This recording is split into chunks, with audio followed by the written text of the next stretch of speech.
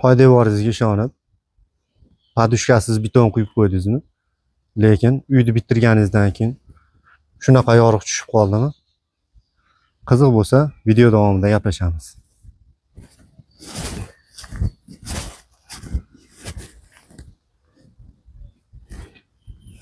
Assalomu alaykum qadrdonlar. Sizlarga aytganimizdek, ishlayotgan joyimizga ham kelib oldik.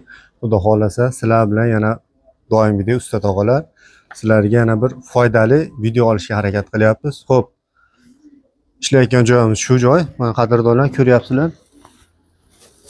Bu joyimizga beton quyilgan. Polni aylanasiga 135 metr joyimizga betonimizni quyib olganmiz. Mana shu joylarimiz hammasi podushka quyilgan.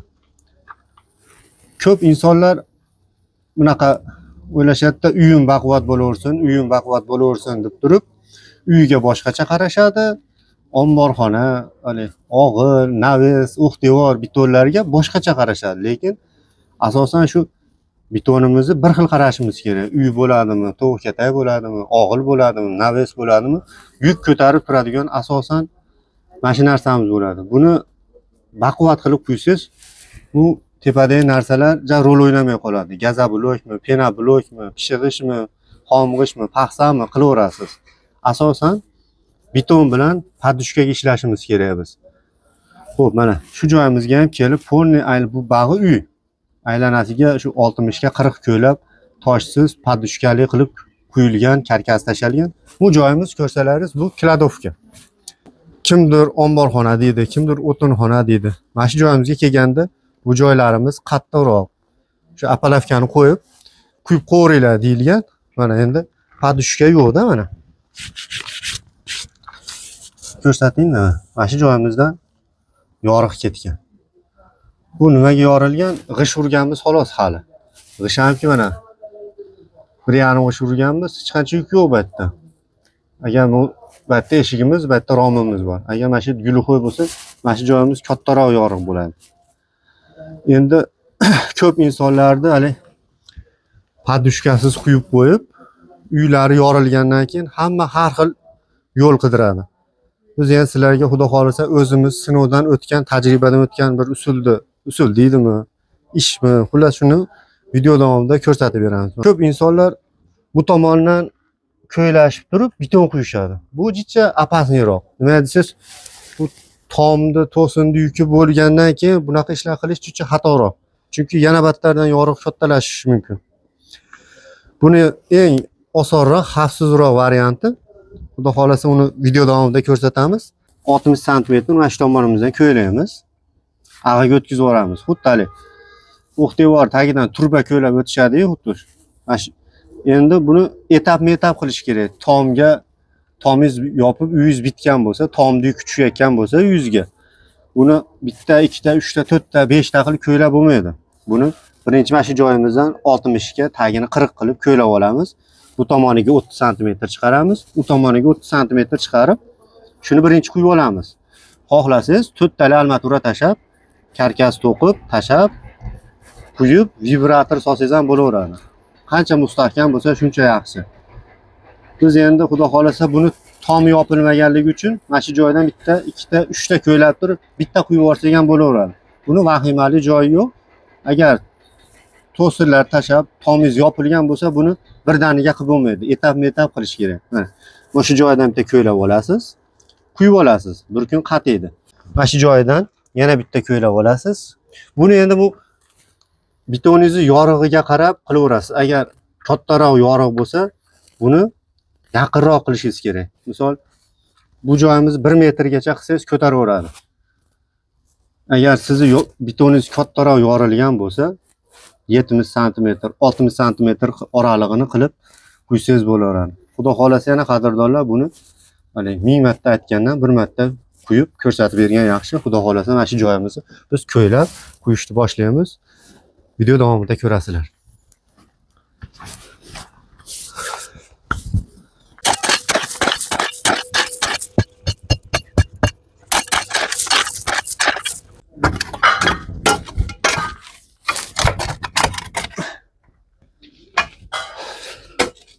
Xo'p, qadrdonlar, mana aytganimizdek shunaqa qilib ko'ylab oldik. uyga hali ziyoni kamroq. Mana shu orqa tomonda ponni ko'lab olib turib, padishka qo'yishni imkonsiz. Bu xavfliroq bitgan uyga. Shuning uchun shu ko'ndalamachasi latosh deymiz biz o'zimiz tilda. Shunaqa qo'yib berganmiz. Juda ko'p joylarda bu 100% yoki 80% effekti bor. Yana nima bu chizig'ini yo'qotmaydi bu padishkamiz. Bu chiziq mana shunday qoladi. Boshqa yorilmaydi. Yana bu padishkani qo'ygandan keyin devor ikki yoqdan ko'tarilib, chiziqni yo'qotib yuboradi deb o'ylamanglar. Shuni ham aytib qo'yaylik. Mana shu chiziq bir 2 yil, 3 yil oldin bitta xonadonda ham shunaqa qilib qo'yib berganmiz. U shkaturka qilib adderkasini qilib qo'ygan ekan. Ana shu yorug'ni boshqatdan bizdan keyin yamaganda shu boshqa yorilmagan ekan. Shu inson bilan ham gaplashib, effekti zo'r bo'ldi usta aka, rahmat deyishdi. Shuning uchun endi bu bizni qilib yurgan ishimiz, lekin ommaga olib chiqmaganmiz. Shu foydali bo'lsin, boshqa insonlar ham hali uyim yorilib ketdi deb hali padishka qo'ymagan, lekin endi nima qilishni bilmagan insonlar uchun shuni video qilib chiqaryapmiz. Faqat to'g'ri tushunasizlar, to'g'ri qabul qilasizlar. Endi hali aqllilik qilyapti deb o'ylamanglar. Bu ko'pchilikka foydasi tegadigan video bo'lyapti, xudo xolasa. Shuning uchun ustalar to'g'ri tushunasizlar.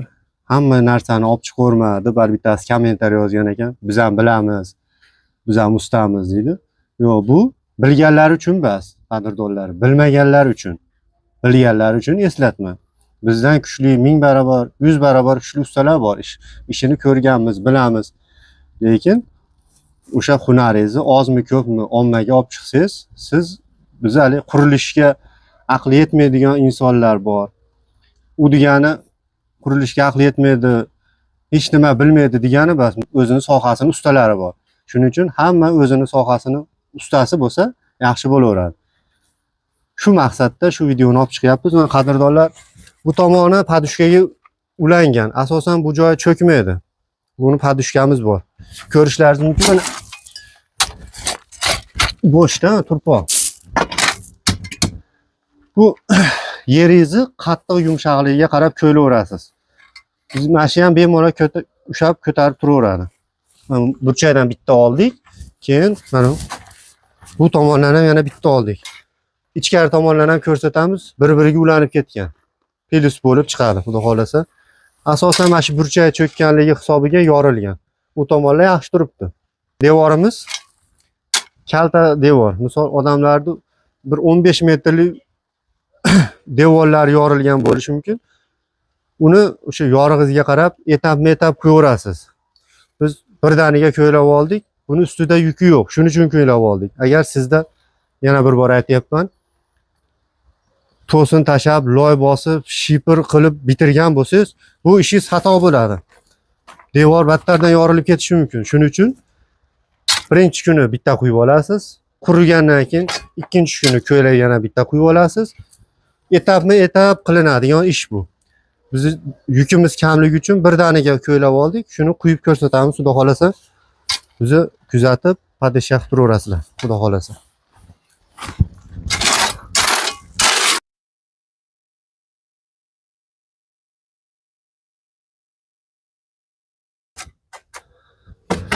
Xo'p, qadrdonlar, mana quyib oldik.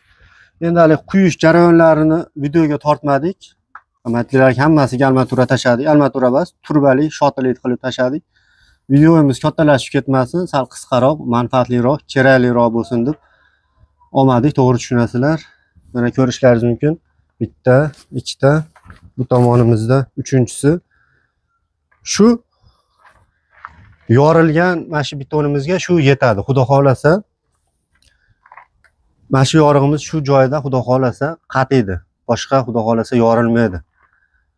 Endi 80%, 70% oldini oladi. Bemalol tomga to'sin tashab, loy bosib, bemalol ishini qilaveradi uy egasi. Xo'p, bizda endi hozircha shular. Usta tog'alar kanalini kuzatishda davom etinglar. Xudo xolasa bundan-da yaxshiroq, manfaatliroq video olishga harakat qilamiz. Videolarimizga like bosib, kommentariyada o'z fikrlaringizni qoldiringlar. Xullas, Usta tog'alar kanalini podpishka qilib, nima desam, qo'llab-quvvatlab tursalaringiz bundan-da yaxshiroq videolar chiqarishga harakat qilamiz. Shu, jonlaring sog' bo'lsin, bizni kuzatishda davom etinglar. Obuna bo'lish esdan chiqmasin. Barchalaringizga rahmat.